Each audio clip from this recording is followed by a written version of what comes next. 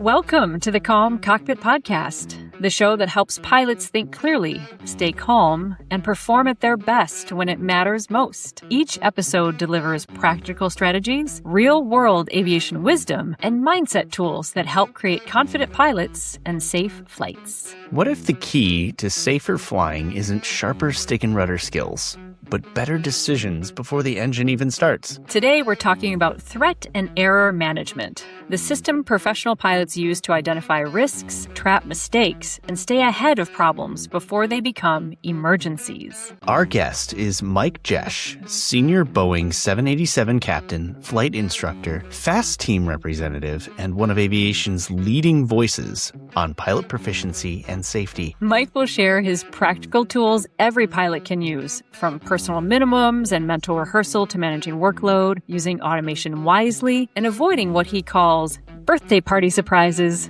in the cockpit. If you want to strengthen your judgment, sharpen your risk management skills, and fly with greater confidence, this episode is for you. The Calm Cockpit Podcast starts now. Onyx 12 Mike Oscar, runway 27, clear for takeoff.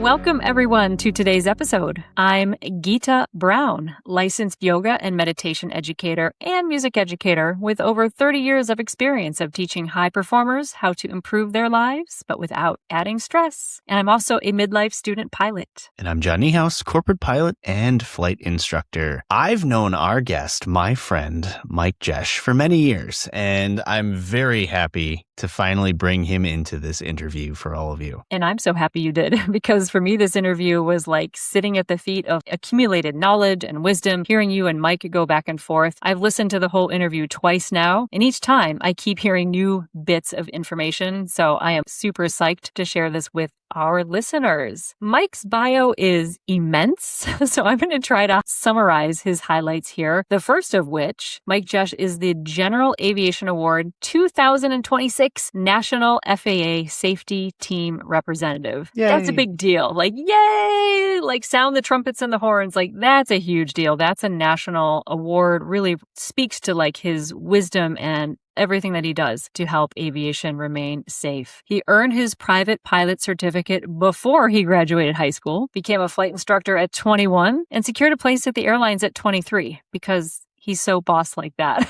So that means today we won't do the math on his age. He has 40 years of aviation experience, and he is now a senior captain on the Boeing 787 Dreamliner. Wow. Yes, the Dreamliner. What a beautiful, beautiful plane. So he keeps his GA skill sharp, though, in that general aviation. He specializes in Cessna 182 and Mooney checkouts, as well as IFR training, especially when it involves complex air traffic control procedures. He serves as the chief instructor for a local multi-engine program, is a regular at the local Experimental Aircraft Association Young Eagles events, and volunteers for Lighthawk and Angel Flight West. Holy moly. Mike Jesch is a big supporter of the FAST program and regularly works with pilots, instructors, and other FAST team representatives to improve their knowledge of the Federal Aviation Administration safety.gov website and the Wings pilot proficiency program that we have here in the U.S., which is fantastic. Even me as a student pilot, I've taken Wings programs. They're really, really great. He's personally completed hundreds of Wings ground and flight activities, validated thousands of credits for pilots, and achieved 25 basic, 20 advanced, and 18 master Wings phases. Holy moly. And recently, he finished qualifying to become a designated pilot examiner. I think, what else could we add onto that bio? There's not much besides maybe piloting the space shuttle. That's about all that's left.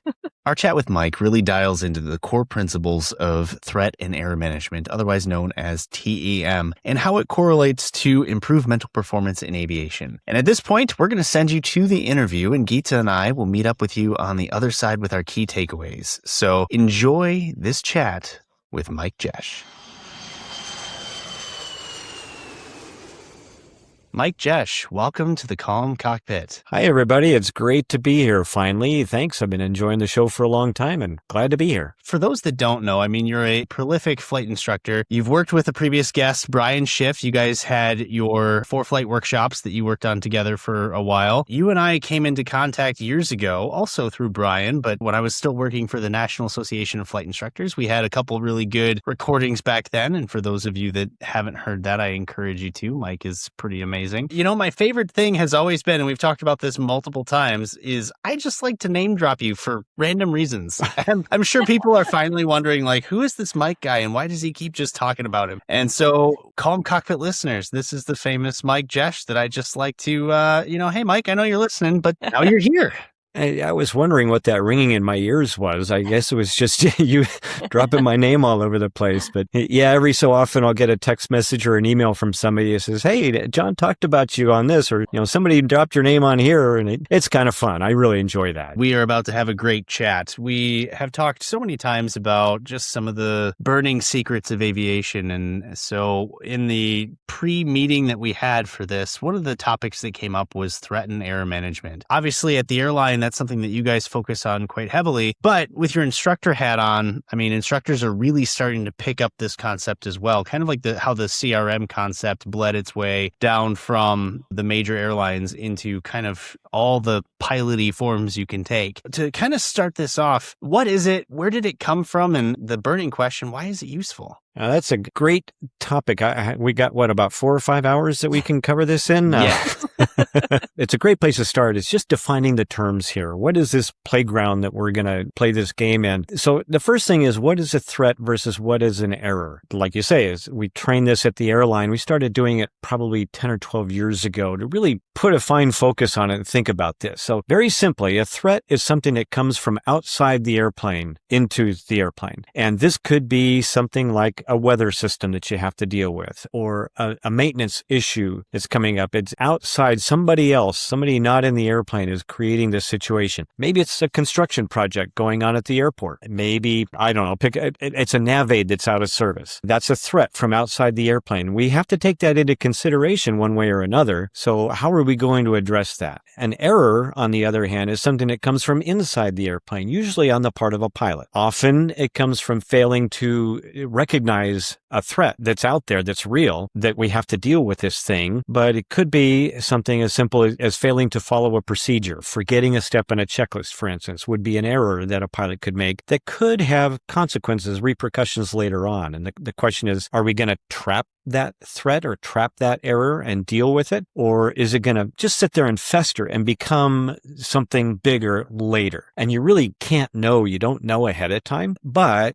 I've found it really helps, and this is what we do at work, it helps to identify these before the flight. When you're at 0 knots and 0 feet and the engine's not running, because as soon as the engine's running, you need your attention in the outside a little bit more. You don't have as much inside. So we'll do this when the brakes are still parked, the jet bridge is still attached to the airplane, passengers are still getting on. We'll have our pre-flight briefing among the crew, and we'll start with whoever's going to fly the airplane. Okay, what threats do you see? It's night. It's raining. We're in a foreign country with language issues. That's a threat that comes out from outside. How are we going to mitigate these? Often part of my mitigation is I'll say, I'll slow down. If we need more time to deal with something, or we're taxiing along and we have a runway change, for instance, that's a threat that comes from outside. So in order to keep from making an error on this, the entire crew, usually I operate with a 2 or often a 4 pilot crew. So all 4 of us are there to try to identify any threats that are coming outside, and we're going to cross-check each other to make sure that we don't make any errors in dealing with these threats that are coming out. And I'll tell them, hey, if you need a little bit more time, just sing out. I got these brakes by my toes here. I can stop the airplane. We can pull off to the side and get out of the way if we need to. And I just did that a couple of trips ago. We needed a little bit more time to figure out what was going on with the environment, the situation that day. So if you identify this, if you raise them as a possibility at the beginning of the flight, then it's easier to recognize them when they do arise. So if you haven't thought about it and something happens, it's easier for it not to get detected and then trapped. So that pre-discussion is really important, and you have to identify them because they will happen. It's just a matter of whether you're going to trap them or not. The mantra I give, especially on multi-engine training, I do a fair amount of multi-engine training. And one of the things we talk about when we're talking about the takeoff profile is surprises are meant for birthday parties. They're not meant for airplane flights. So we want to anticipate, we want to open that package and see what's in there before the big day, which is the start of the takeoff roll. So we'll have a briefing about, okay, I'm flying the airplane. You're monitoring everything going on. If you see anything you don't like, call it out. I'll decide to reject the takeoff or not or whatever. If it happens before this speed, the action we're going to take is to close the throttles, maintain directional control, and stop it on the remaining runway. If it happens after this point, depending on the airplane, of course, a piston twin is not going to get off the ground before that speed, but a jet might up close to V1. After that point, we're going to go flying with it. We'll deal with it in the air. We're going to do the memory items on the checklist. We're going to get to a safe altitude. We're going to execute the checklist. We're going to make a decision as to whether we need to return. Do we need to dump fuel? Do we need a different runway? Did we FOD the runway we had? What's going on? And we'll talk about all these issues. And we even look at performance. So if we have to come back around and land immediately, how much runway do we need to do that? And we have this all calculated ahead of time. We've opened that birthday present and we identify what's in there. And then we just have the decision point. And this translates in GA. A lot of pilots will use the 50-70 rule, especially at high density altitude takeoffs. They'll say, if you're not to 70% of your takeoff speed by the 50% point of the runway, abort that takeoff. You're not going to have the performance to go. So, okay, that's great to say that, but identify what's your 70% of your takeoff speed. Don't just couch it as 70%. You got to do that public math. And we don't want to do that during a takeoff roll. So we want to be 50 knots. Where's the 50% point on the runway? Well, that's going to be taxiway kilo or that tree on the side of the road or whatever it is. Identify a very positive place where you need to make that decision. And then in the moment, it's not just trying to figure out what you're going to do. You already know what you're going to do. You're already there just choosing, is it going to be door A or door B? And it's going to be door A up to this point, then it'll be door B. So that's kind of sets the terms, the ground rules for this whole idea of threat and error management. You identify these alternatives ahead of time. Now we mitigate all these with barriers.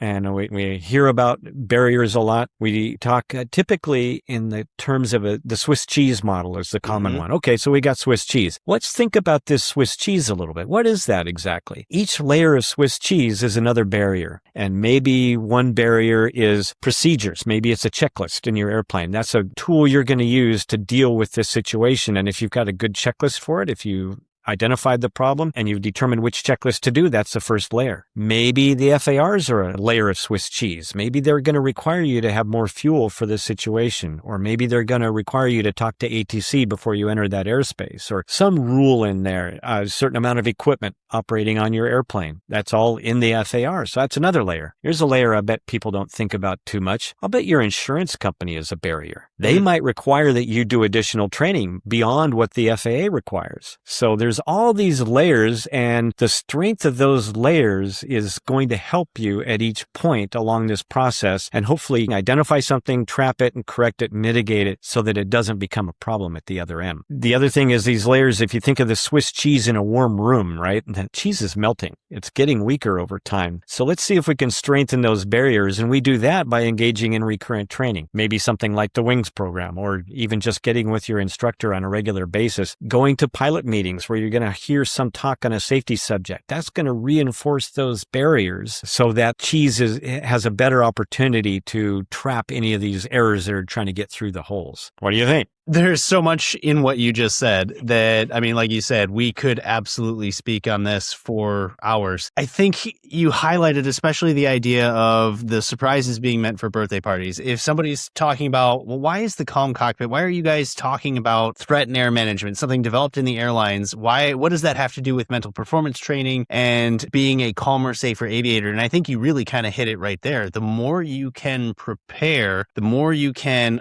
line yourself up with what threats are out there, create that brief. Not only are you increasing the safety for a flight in a 737 or in a Piper Cherokee, but you're also giving yourself those tools to then not be thinking about those at the worst possible moment. Because the more your brain is aligned to, I've already dealt with these things before they've happened. Now I have that brain capacity to not only react to those things should they happen, but just the basic things of holding airspeed, holding altitude, coordinated turns, because I'm not worried about over here of all the things that could happen that maybe I haven't created that plan for. So I really think that this is a great topic. And the more that our listeners learn about what this is and how to do it, I think it's going to allow for that mental performance angle that everybody's hoping for when we do these kinds of episodes. Yeah, I agree completely. If flying the airplane is the easy part, it's all the big brain stuff, anticipating, identifying, trapping these threats that are coming at you that really is the key to the game, I guess. It kind of comes up with a lot of the discussion I see is putting an autopilot in a little airplane. How much should you use it? When should you use it? When should you not use it? Well, if you have an autopilot in your little airplane, you should think about this. Think about this ahead of time. And my own opinion, we're in the process right now of installing a new Garmin suite of avionics in my 182. Don't ask how much that costs. It makes no sense to put this much avionics in an airplane like this. But, I like the great equipment in the airplane, and it has tools in the autopilot. So, okay, we're going to have now a 3-axis autopilot that's going to do the electric trim by itself. It can fly at a glide slope. It can fly VNAV descents. It's going to do all this stuff. It's going to be great. And one argument says, well, that's great. You let the autopilot do it all the time, but your hand flying, airplane maneuvering, manipulating skills will degrade over time. Yeah, that's a very real possibility. But it also frees up your brain from the low-level basic chore of flying the airplane, maintaining control. It downloads that to this machine that can do it very accurately, very smoothly, very precisely, and lets you free up your mind to do the anticipating, the planning. Okay, I need to do a diversion. Where am I going to divert? Why am I diverting? Maybe I need fuel. Maybe I need a mechanic. Maybe I need an overnight. Let the machine fly the airplane while you do this stuff, and it frees up your brain a little bit. So it's a balance. There's no one right answer for every situation, but if you think about this ahead of time, you'll at least have some idea of what the proper way to use the tool in the moment is going to be. Yeah, and I do want to take a second because I had never heard of the 50-70 rule. I'm not sure what that says about me, but I can tell you that is a very valuable thing to know, because I remember one time, and you sort of learn from the mistakes that could have killed you. I was instructing at a time, and I was in a 152. We were taking off with a student, and we're at that 50%, and I'm sitting there looking at the student going, is the power all the way forward? And he's like, yeah. And next thing I know, by the time we've had that discussion, we're well past the 50% mark, and we're just now lifting off, but there was no stopping. Long story short, it was a very long 20-minute flight as we were trying to figure out what to do to get back, and we had compression issues. We had a legitimate engine problem, and we took off with it because I think it was also a little bit of that denial of it's got to be something we're doing wrong, not something that's legitimately wrong. Had we briefed a little bit of something like that 50-70 rule that you mentioned, I mean, that would have stopped us on the runway and saved some of the gray hairs that I probably picked up that day. So yeah, these are good tips. I picked that one up from Sparky Imeson. It has a book called The Mountain Flying Bible. Even if you never fly in the mountains, it is an amazing book with lots of great rules of thumb and tips for operating even in the flatlands. That's one of the rules. And I see it discussed quite often now in the trade. I've seen articles in magazines about it and that sort of thing. So, but that's part of that process of establishing your decision point and what are the options. So before that point, the option is close your throttle, maintain control of the airplane, and stop straight ahead. After that, well, your ability to fly the airplane out of that situation is now in question. How big is that question? It depends on the airplane, the environment, the situation, the skill, a whole bunch of factors. But if you make that decision at that point, then you can be on the ground trying to figure it out, which is a much better place than in the air trying to figure it out. Right. It depends on the size of that tree at the end of the runway. Yeah. Yep. Which for us, we just barely cleared. So that was not a great day for me. Moving back to threat and error management, I think one of the things you talked about, and it was part of the example of the autopilot and utilizing even the autopilot or mechanical part of your airplane as part of the quote unquote crew, right? We've talked so much about CRM or crew resource management, utilizing the resources you have, utilizing any other humans in the airplane, but also the automation as part of your crew to solve problems, to mitigate threats and things like that. Would you say that CRM in and of itself is a mitigating factor to threats, or like how do those two concepts play together? I would say good CRM can be a huge mitigating factor there. Bad CRM can be a confounding factor. And so what I mean by that is before you get in the airplane, especially in the GA world where it's not as scripted and trained and experienced as it is, say, in a Part 121 airline cockpit, especially if two pilots get in the airplane together and they just go and they don't have a discussion about who's going to do what and how are things going to work, that other pilot can be a huge distraction. And I've even seen things like, for instance, that guy owns the airplane, let's say, he's going to fly it, he knows how to fly it. I had one person I was working with in an airplane, and I would go up to the navigator and look for a piece of information. And then my technique is I always put it back the way I found it. So if I'm, say, in a Garmin 530 and I need to go look up a frequency or look at the weather for the destination, he's got it on a nav page. I'm going to put it back on that nav page when I'm done. But this particular pilot, every time I went to the 530, he would watch everything I was doing. And the airplane didn't have a very good autopilot. He didn't use it very much. So it became a distraction for him. So in later flights, I would make this as a part of my briefing. So if I go to the 530, I'm going to tell you I'm doing it. I'm just looking up a piece of information. There's something going on. I'll put it back where it was so you don't have to figure out. I'm not going to drop it off in this unknown mode back to you. That distraction cross cockpit can be a really big deal, especially for a lower time pilot who's just trying to figure out which way is up. If there's another distraction like that, you just don't need that. So who's going to fly the airplane? Even who's going to talk on the radio? Who's going to navigate the thing that you're going to do the navigation, or who's going to do it? Sort that all out ahead of time. So you're not in the air trying to figure it out. We seem to have integrated into the GA world quite a lot, this 3-step change of control of the airplane. So predominantly it's going to be the left seat pilot, let's say, flying the airplane. And I tell students when I do any kind of proficiency work with them in the airplane, you fly the airplane. It's your job to fly the airplane. I won't take control of it unless you ask me to, or if I think you're about to kill me, then I'll take it. But other than that, you keep flying it, including the autopilot. If you turn the autopilot on, and I tell them, especially this comes to play in instrument proficiency checks, I don't care who flies the airplane, if you're going to fly it or the autopilot is going to fly it, but when you turn that autopilot on, tell me. Say it aloud. Autopilot's on. It's in heading mode. It's in altitude hold mode. It's in nav track mode. Whatever it's doing, tell me.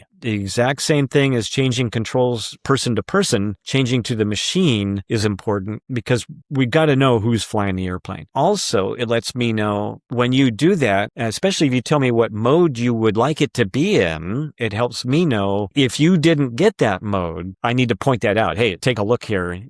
You have it in heading mode. You said track mode. It's in the wrong mode. So before this turns into a problem, just, figure it out. Do what you need to do to get it back where you thought it was. So if you can think of the autopilot as a third or fourth or fifth pilot, that's a good way to think about it. You want them in the game. You got to verify what they're doing, that you have this communication back and forth. So there's no questions. Again, no surprises in the cockpit. What is it they say? Trust but verify? Indeed. Yes.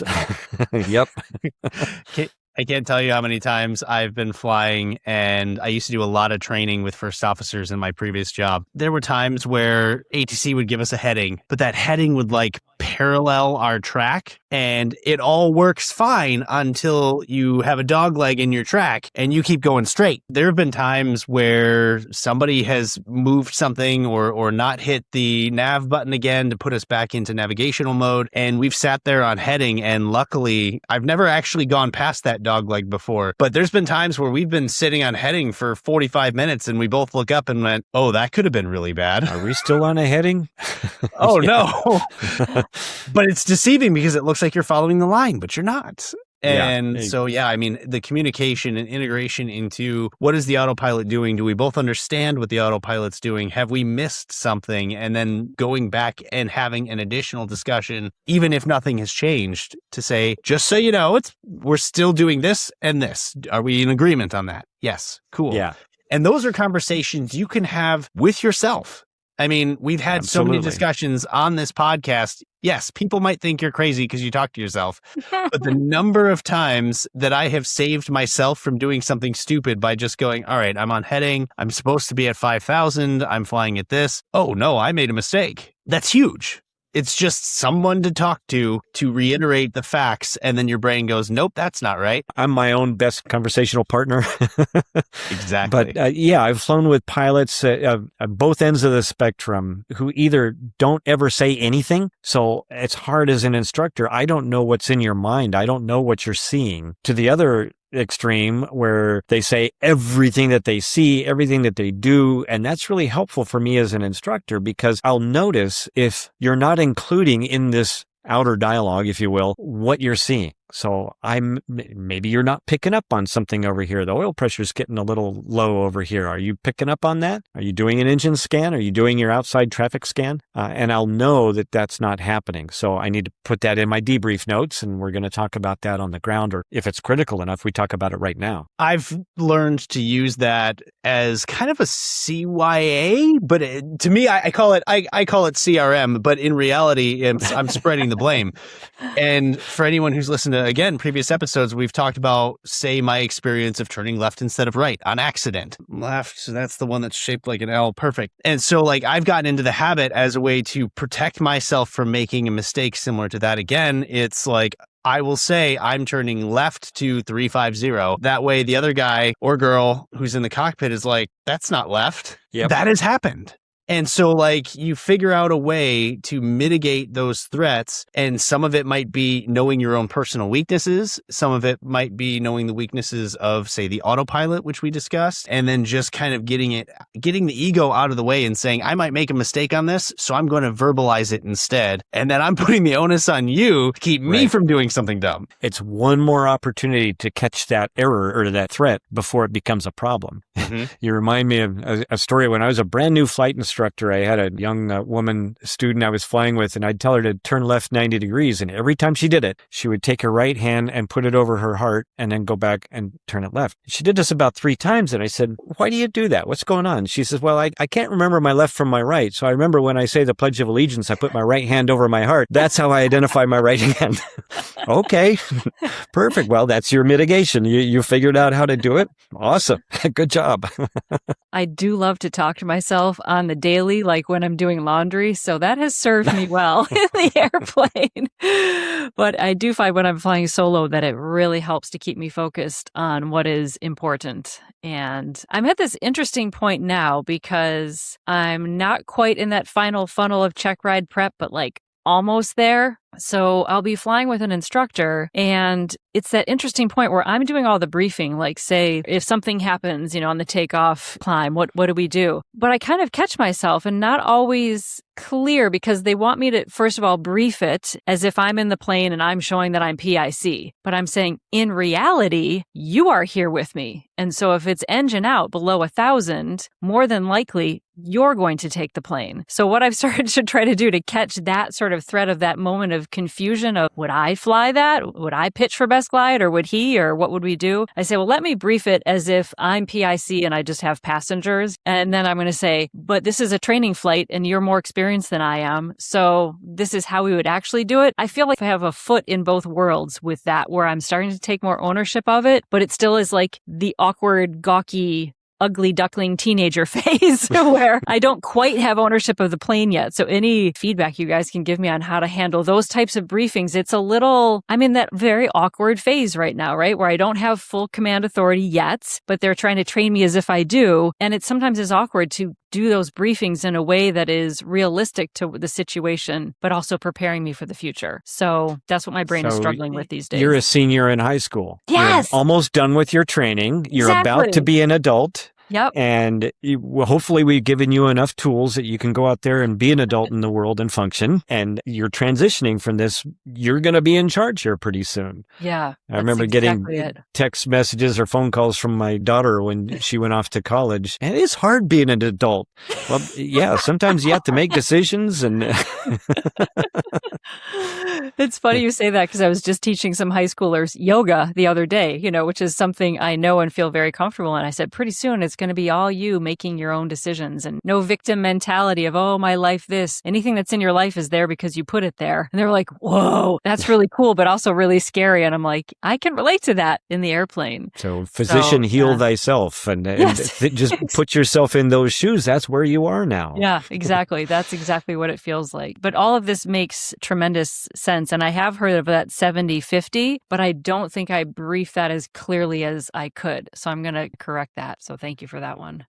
Sure. Yeah. I have kind of a question. I want to throw it to both of you from different perspectives. When we're talking about threats and you're talking about the briefs, that's something that you both brought up. One of the sides to that discussion is the idea that if I brief something, it's not so scary. So now we're talking about the possibility of dealing with fear, right? Which that's what I want to throw to Geeta a little bit. But then at the same time, you really run the risk when you do these pre-flight briefs, especially with newer pilots, they get into the rote, I'm going to say this for the sake of saying it. This is what I'm supposed to say. But it doesn't do you any good if you're not actually thinking about, okay, I'm saying this for a reason, and these are the things I'm going to do, and I'm really kind of taking it to heart of, if I brief it, I'm going to do it. There's that disconnect sometimes with pilots where, even in a airline or a corporate environment where like you do the V1 abort brief. I've seen people completely go to training and blow right past all of that. Like, well, you briefed that you were going to abort and you didn't.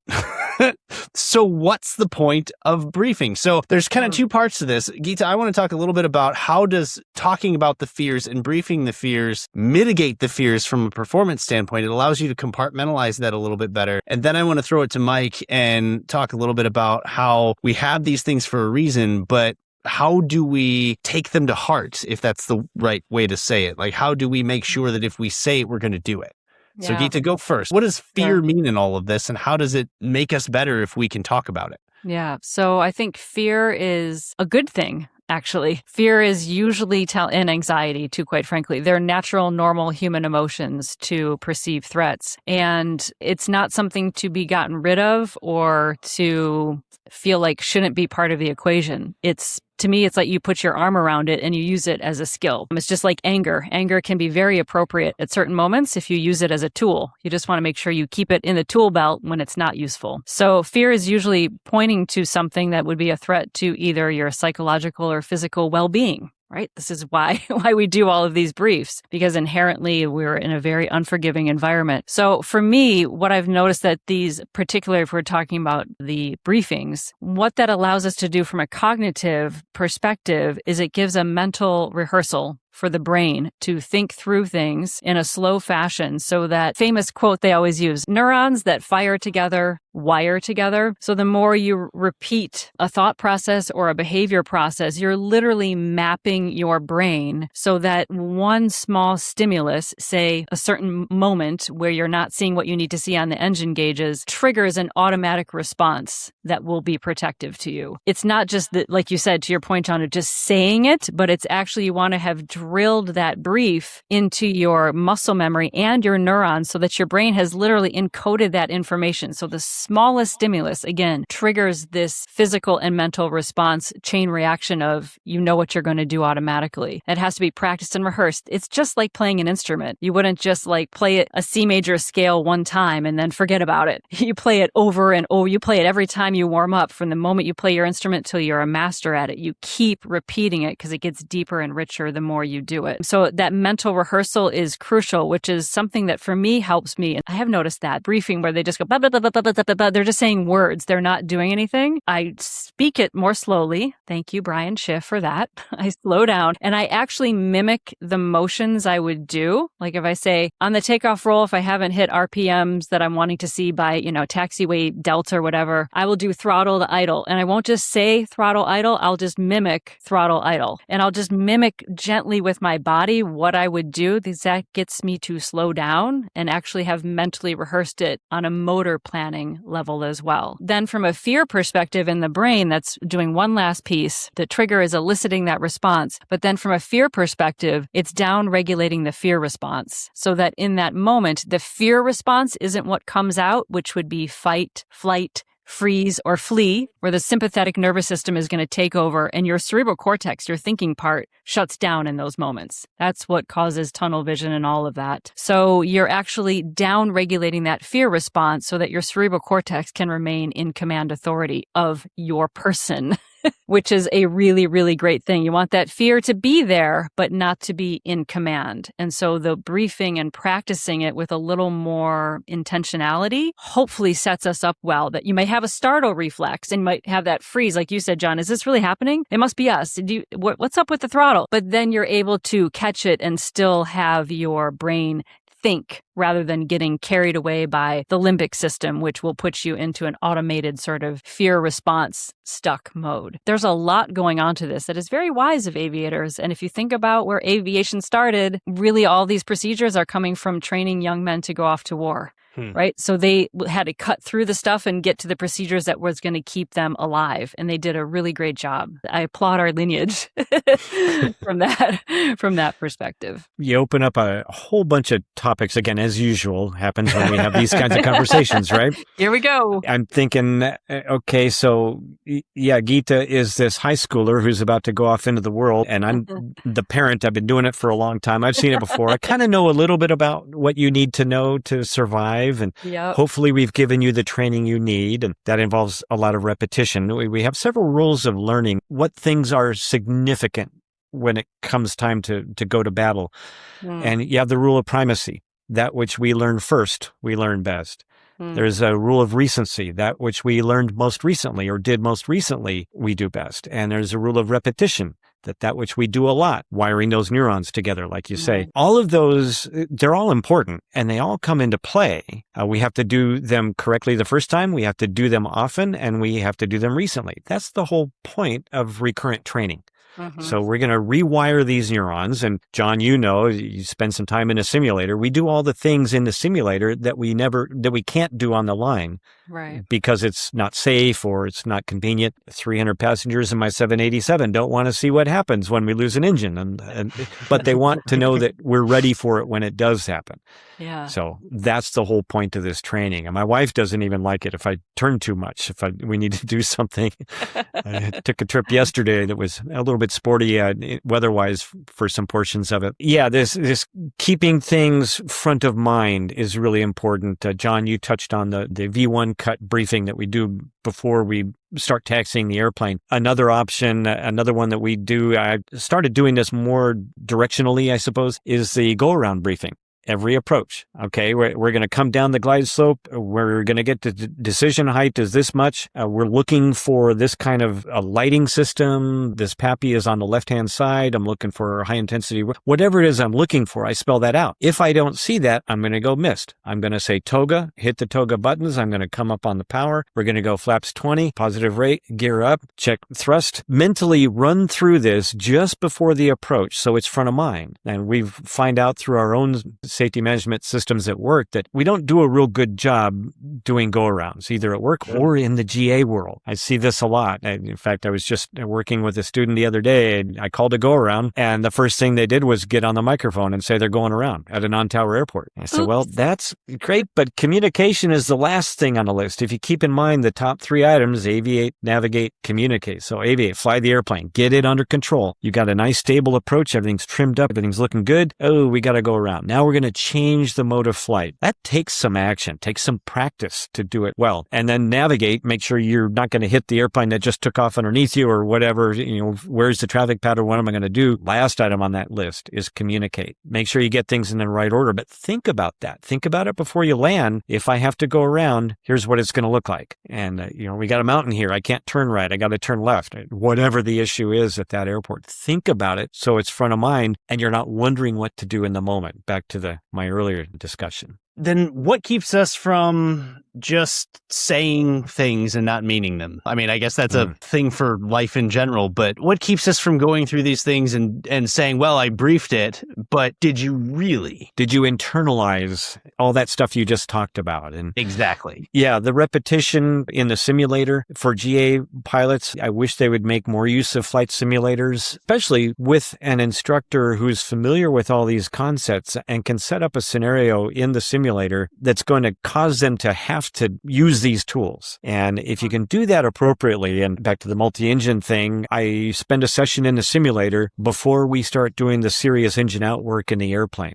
And as I tell my students, if you have both engines running for more than about 30 seconds, I'm not doing my job over here. You're going to get so many engine failures that you're going to be absolutely automatic and natural with your response to that engine failure. And then we're going to go do it in the airplane. And the advantage to the simulator is you can do it in some regimes that are unsafe to do in the airplane. For instance, in the airplane, according to the ACS, we can't simulate the failure of an engine at a speed higher than 50% of VMC or lower than 400 feet altitude. So there's a window in there where you've got a gray zone that's a danger zone. You can't do that in the airplane, but I can do that in a simulator.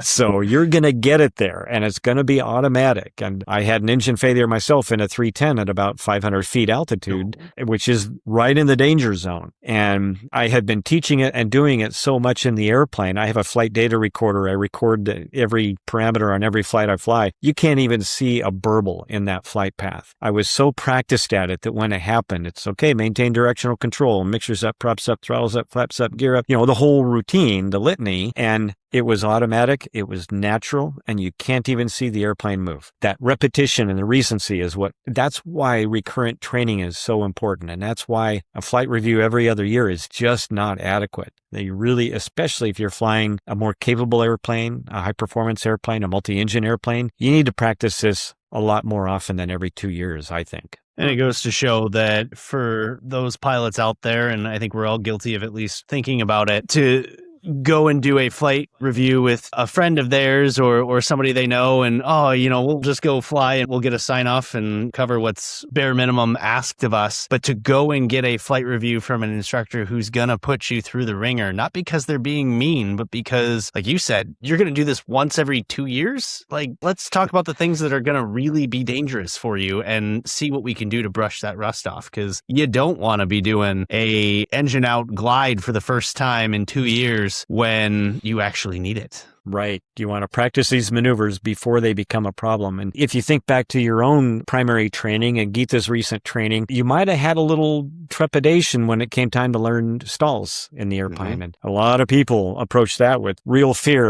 The airplane's going to fall out of the sky. I'm going to completely lose control. And no, you learn about the aerodynamics ahead of time, practice the response. And coming back to the other thing, not just simulators, but even just chair flying is adequate. You think all I need to do is unload this wing and the stall stops. And it's simple. And now go in the airplane and demonstrate it. And now, after you've done dozens, maybe hundreds of stalls, you think, okay, what's the big deal? I just got to lower the nose. Put the nose toward my toes and it's going to work better. But if you aren't front of mind with this, we see it in the accident record. Loss of control is the NTSB's number one item. And this is a failure to execute the proper aerodynamic response to the condition of the airplane. So usually it's attached to a distraction, and that distraction happens because you didn't anticipate something that's happening. So the more you can anticipate these things happening, the less you're distracted. If you've practiced it, I had a student I was checking out, he just bought a Mooney, and we had a door open during flight, and I could see his anxiety level just ratchet through the roof. And I just said, fly the airplane.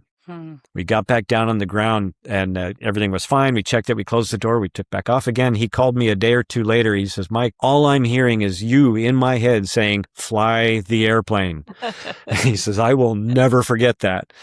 So that's why we want you to experience it and focus on what's important. Aviate, navigate, communicate. If it happens again, he's not going to be distracted. He's going to fly the airplane. So a little bit on that. I mean, when Mike Jesch, airline pilot extraordinaire, shows up in the morning and you're thinking about all of these things that we just chatted about, the threats, the things happening in your personal life. Did you get good enough sleep? Did you have any kind of additional stressors enact in you? How do you recognize those in yourself, especially if you're a crew of one, you're flying your own airplane, but then also maybe there are other people out there? How do you address that with either yourself or other people as a mitigation strategy? What does that look like for you in your daily routine? I think what helps is, this is going to end up, if left unchecked, it's going to end up in making a mistake somewhere, maybe a big mistake. So I just kind of keep in mind any small mistakes that are coming up. Just yesterday, I ended up flying over 6 hours in a friend's airplane. It wasn't my own airplane. Even a frequency change to a new sector. I don't know if I didn't push the button or if I pushed it twice, but I got handed off to a new frequency and I checked in on the new frequency. It was really the old frequency. That's a little tiny, almost inconsequential mistake. No big deal. I just push the button again, make sure the frequency swapped and I'm on the new frequency and I'll check in. Well, okay, so did I not catch that when I pushed it or did I not push it? Does it matter? It really doesn't matter. I wasn't really on the new frequency, but that was a little mistake. Any other little mistakes I'm making? They do start to add up. A friend of mine, a gentleman a long time ago,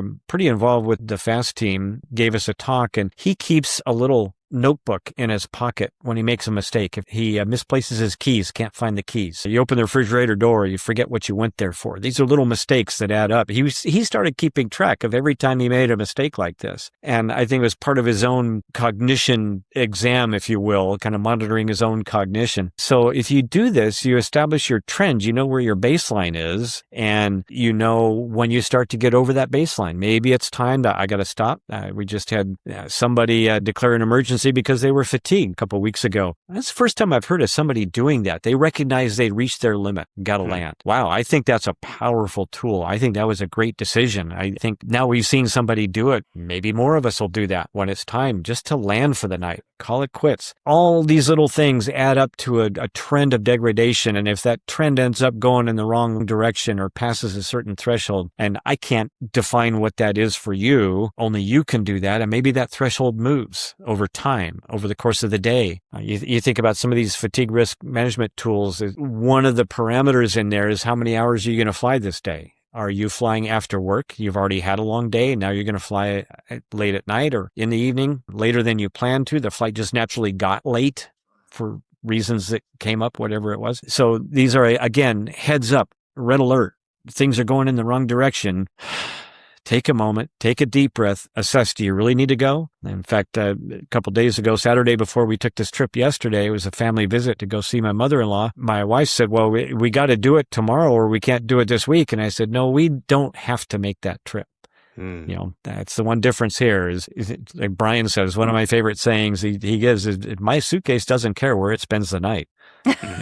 Maybe it's not my intended point B, but it's a point C somewhere along the way or D or what have you. It doesn't matter to me where I spend the night. Another friend of mine says that the best piece of safety equipment I have on board the airplane, he pulls out his credit card and he says, I can get a hotel anywhere with this. That's a pretty good safety tool. So make sure you've got these backups and then you won't feel so pressured to stick with plan A when you know you've got viable plans B and C. Yeah, the quote I've said multiple times on this show is my favorite by Bob Mader, and he says, show me in the POH where the emergency takeoff checklist is. Yeah, exactly. We never have to go. Yeah. And you touched on something. At what point does perseverance or resilience become denial of your situation? At what point do you cross that threshold of like, I'm pushing myself because I want to grow to, I really shouldn't have done this? And how, as an experienced instructor, how do I show a student, someone in Geeta's position who's nearly there, about to grab that brass ring, about to go flying by herself? Like, how do I impress that onto these young pilots? Yeah, not just flying by yourself, but flying by yourself without adult supervision. You're on your own now. Or even with family and friends, which is its exactly. whole Even other more additional pressure. can. Yeah, I think one of the things that happens is if you fail to recognize that things aren't going your way, you're making excuses for why this or that's happening, and you're not going to let it deter you from your goal. And this comes back to, again, identify these decision points along the way and know what your options are and make sure you've got a good, solid goal option. Pilots will start to think, I got this. I've done this before. It worked last time. That's called the normalization of deviance. All these things have names because we've all been there before. It's been happening for years. So over time, we see it happening more than once, in some cases, dozens of times. We put terms on them. But when you fail to recognize that it's not going your way. I think that's where I kind of draw the line myself. Failure to recognize, failure to appreciate that it's not going right. It's not just resilience is, yeah, this is a small problem. I get through it, to denial saying that's not a problem at all. I can go through it. That's where that line is. And again, it's different for you. It's different for me. It's different for the conditions. For the airplane we're in, for the location I'm in, the pressures, whatever. You need to recognize when that's not adding up and when it's time to call it quits.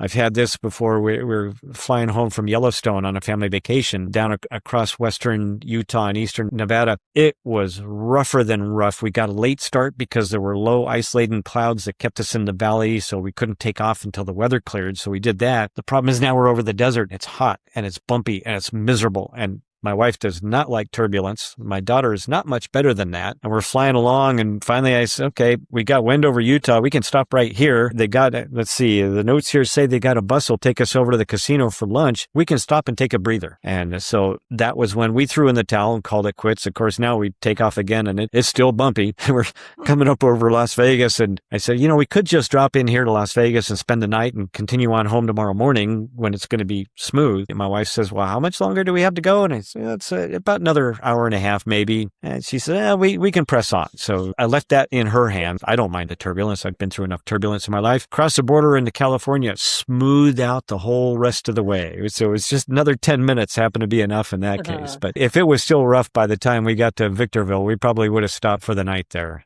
Before we get over the last ridge of mountains. We were getting tired of the resilience. It was enough of being resilient through the turbulence and all that. And denial, I know it's there. I can't deny this turbulence. We can make it better. We have options. So we took one of them and it worked. Well, I think that the lesson in that is sort of twofold. The big thing that I always taught my students was just the huge respect for personal minimums. You've made your determination. These are the winds I'm comfortable with. These are the crosswinds I'm comfortable with, the visibility, the ceiling, whatever that looks like. And you kind of have to hold yourself to stick to those. Now, that's not to say that personal minimums can't expand. That's how you grow. But when you start expanding your personal minimums, you've also considered that maybe there's a safety net there of an instructor or a pilot who's more experienced, and you're briefing like, hey, I normally wouldn't do this, but you're here to keep me safe. That is your role. Having those personal minimums there, especially for a newer pilot, I think is a huge thing. That is a way of getting out of trouble, because now I don't have to take the responsibility of saying, hey, I'm too afraid to go, or I'm not sure I'm capable of this. No, it's not about that. It's about, these are the personal minimums that are set. These are what I wrote down. Like, we used to have pilot qualification cards at my flight school. So it wasn't about what do you feel comfortable with. It's, is it on the card or is it not?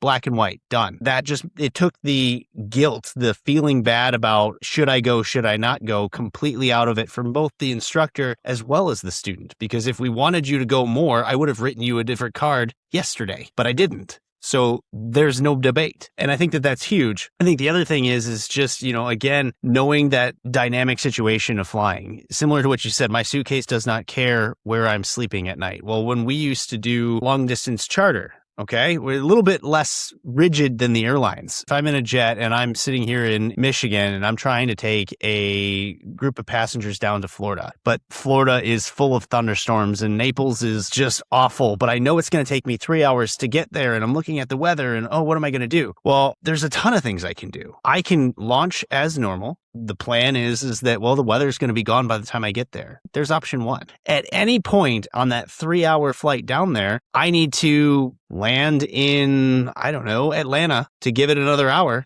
I can land in Atlanta. I don't have to tell anybody. I don't work for an airline. I can divert. I can go wherever I want to go. So sometimes we would just tell the passengers, this situation is very flexible. You can choose not to go at all. I can get you as close as I possibly can that's still safe, and we can wait it out and do whatever, or we can just launch and hope for the best. And the safe option is still going to be hold or land somewhere else. You have to be under the understanding that there is a certain amount of flexibility, and it's the moment that you start sticking to that rigid plan that bad things start to happen. And that can be tough. That is not something that we are built for. It's so often you hear, I need to complete the mission. I need to get here. I need to go there. That's when people start making those mistakes and letting the threat take over. As you pointed out, error being something that the pilots make, well, that threat leads to that error, and then bad things happen. So I love the conversation because there's so much wrapped up in this. And it's, to Geeta's point, it's understanding sort of that human psychology of what we want versus what happens and how do we deal with what the in-between looks like.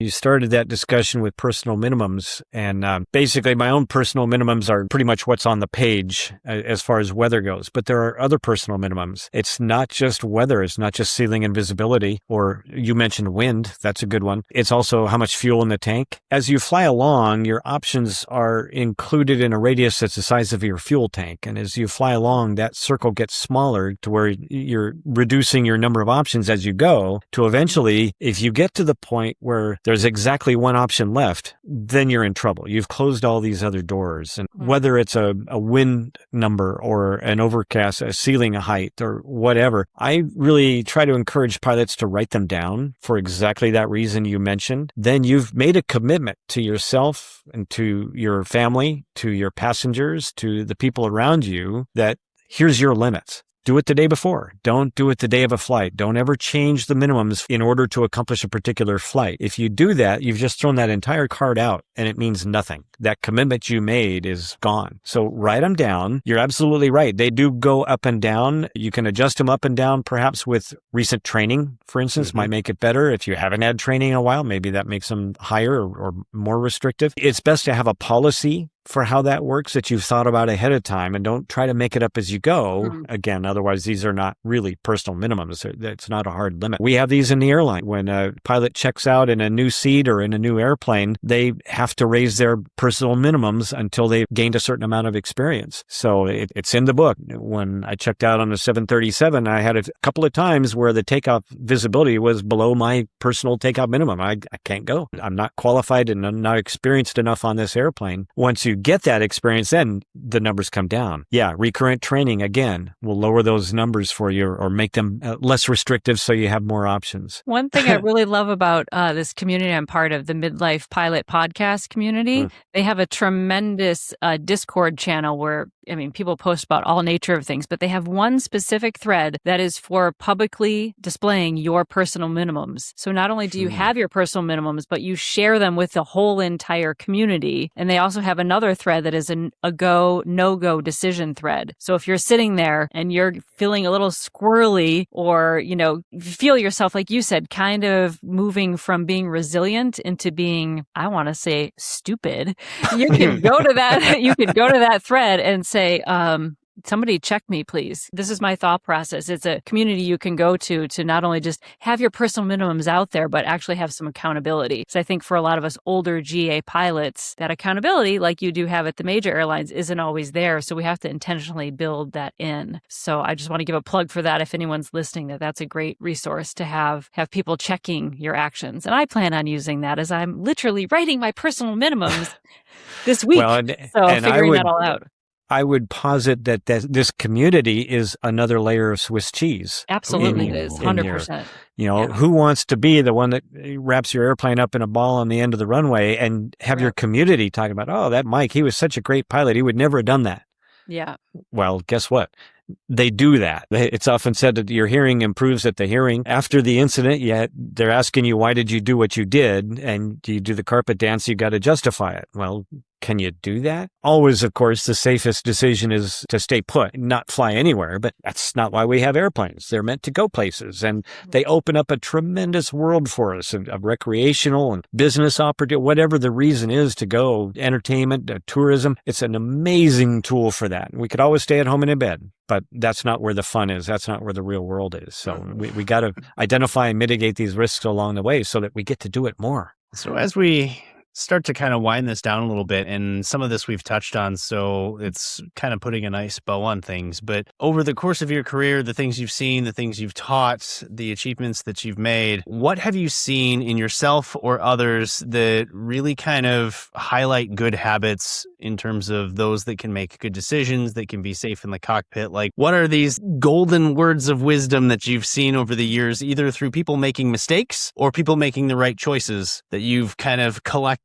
and said, I'm going to use that one or I'm not going to use that one? Yeah, for me, it's always just an innate curiosity to learn stuff and read stuff and be exposed to things. I'm a member of all the organizations out there. I subscribe to a bunch of magazines. I participate in a bunch of online forums. I want to hear what other pilots in particular, other people are experiencing. I want to learn from their mistakes, because if I have a good long life, I'm never going to live long enough to make all the mistakes myself. So I want to try to learn from other people's mistakes. That's where these forums and these vehicles come into play, and things like that. I mean, for decades that I know of, Flying Magazine has had I learned about flying from that. So learn about a mistake that somebody else made, some threat or some error that they made that didn't mitigate that thing that came close. Maybe they just escaped, or maybe they did have a little bit of an accident and managed to live to tell the tale. I want to learn about that. And not just aviation stuff. There's a whole bunch of other stories, books you can read that you never know when there's some little nugget in there that's going to resonate with you at some point that might be the thing that makes the difference. Actually, there was a book I read about. It's called Humble Pie. It's about math mistakes that ended up in tragedy. And it's not about flying. It's about mostly engineering type mistakes. And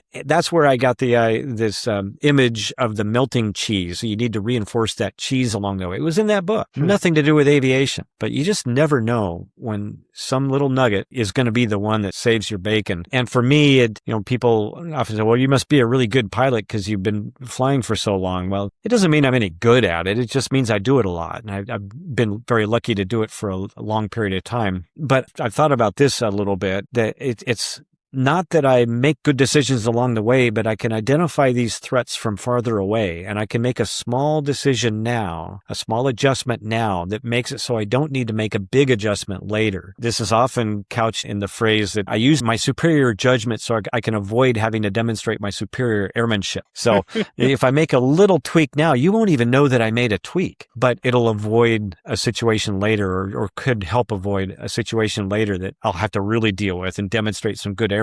So I try to stay out of the weeds, and I find that's getting easier for me to do as I get older, as I get to do it more. It makes for a lot more comfortable flight. My passengers are happier. My airplane runs better, lasts longer. I don't change so many tires anymore, that sort of thing that happens, because I've been able to develop this skill and watching other people do it and hearing from other people in other venues. One of my favorite sayings is, I'm still waiting on my perfect flight. Yeah. Right. So in this and many of the other topics we've discussed, it's so easy to have that desire for perfection and have that desire to mitigate every threat and to stop every error and, I'm never going to do that, or I'm never going to do this. It's understanding that they are going to happen and accepting the fact that no matter what you do, you're going to make that little mistake. You're going to double tap that comm frequency. You're going to hit heading instead of nav on some cases, but it's that humbleness of learning to say, I made this mistake. I'm going to continue on, and I'm going to learn from it and not do it again, or hopefully not do it again, or figure out ways to mitigate it if I do. And that's where that growth in understanding that threat comes from. And so when I think about the advice that I have for someone in Geeta's position, or somebody as a student pilot, and they're learning all of these things, it's that acceptance that errors are going to happen. You have to understand that there's no way to stop that. And with thousands of hours, we're still waiting on our perfect flight. So just learn that those errors don't have to be the end. You just have to learn to accept, mitigate, and communicate about those errors if you need to. I said once with an instructor friend of mine in the right seat doing some proficiency work with me, we're getting ready to go. I said, well, let's see if I can get it right this time. And it was kind of a throwaway line, but he debriefed me on it after the flight. And so that's an interesting way to get at it, recognizing that I probably made some mistakes on the last flight. Did I learn from it? Did I integrate these into my operations so that I don't make that same mistake again? And I have had some flights that I thought came pretty darn close to perfect, but I'm still looking for that perfect one, like you say. Maybe the next one. Maybe I'll get the next one right. So, but Geeta's probably had one, Oh, she's had good instructors. We know all the time. I'm surprised the FAA just hasn't shown up at my door and said, "Here you go. You don't need the check ride. We're just going to deliver your ticket now." Yeah, just take it and go. Yep.